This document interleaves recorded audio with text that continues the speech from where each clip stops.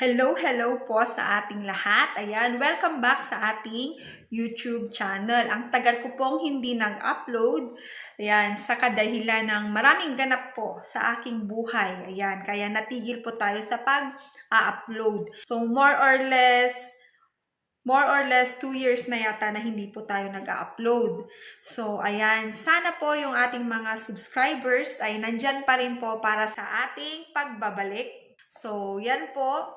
Para sa mga nagtatanong kung nasa 5-1 talk pa ba ako, matagal na po akong wala sa 5-1 talk.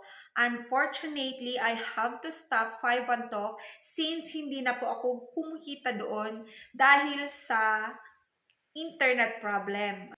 Ang 5-1 talk kasi, kapag meron kang schedule, kailangan talaga na i-consume mo yon or mag-appear ka doon sa schedule na kinuha mo if wala kang early notice. Since hindi po stable ang ating internet dito, minsan kapag nagtuturo ako, okay naman siya. Akala ko okay kasi kausap ko naman yung bata o yung student.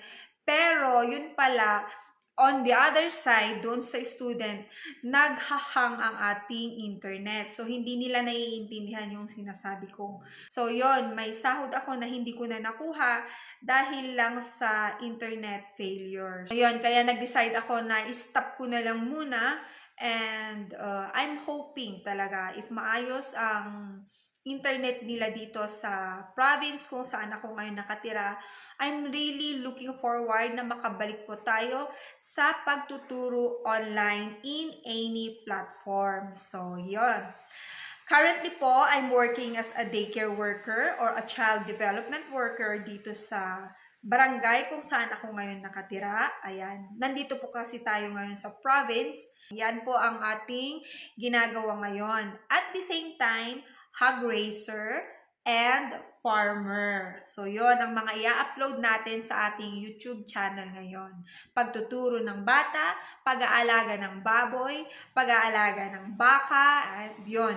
At kung may mga part kung saan tayo, ipapakita natin yung pagtatanim ng palay. Kasi yun po ang way of living nila dito sa place ng aking husband. So, I'm hoping na nandyan pa rin ang ating mga subscribers and madagdagan pa sila ang ating mga followers sa ating mga next video. Gagawin po pa rin nating informative ang ating YouTube channel as much as possible ay may matutunan po ang mga nanonood sa ating channel.